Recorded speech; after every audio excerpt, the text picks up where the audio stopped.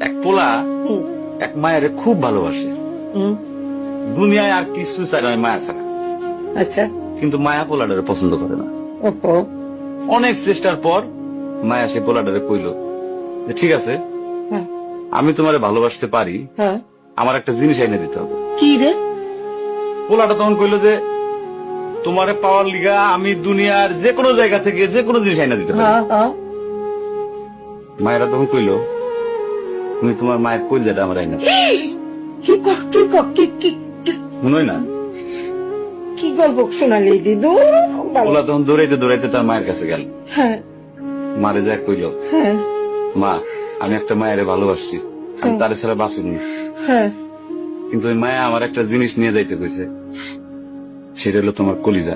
তুমি যদি তোমার কলিজাটা আমার দাও, ওই মায়াটা কলিজাটা পাইলে আমার ভালোবাসবে। মা তখন কইল তুই আমার একমাত্র বুকের ধন, তোর সুখের জন্য আমি সবকিছু করতে পারবো। পরে মা বুকটা ফাইরা কলিজাটা বাইর করে পোলার হাতে দিল। আরে মা। পোলাটা কলিজাটা হাতে পাইয়া যে কি খুশি, মা দৌড়াইতেছে দৌড়াইতেছে দৌড়াইতেছে, দৌড়াইতে দৌড়াইতে হঠাৎ রাস্তার মধ্যে উষ্টা খাইয়া পড়ে গেছে। হাতের কলিজাটা হাতের থেকে সুইটা রাস্তার মধ্যে পড়ছে। তখন মায়ের কলিজাটা কইতেছে ব্যথা পাইছো বাজান? কেন? কোন মায়া যদি এইরকম কয়, সেই মায়ের আমি, আমার মনে হয় জগতের সব মায়ে একরকম, মা আমি পারো না, মা আমি তোমার ছাড়া আমি থাকতে পারবো না, মা।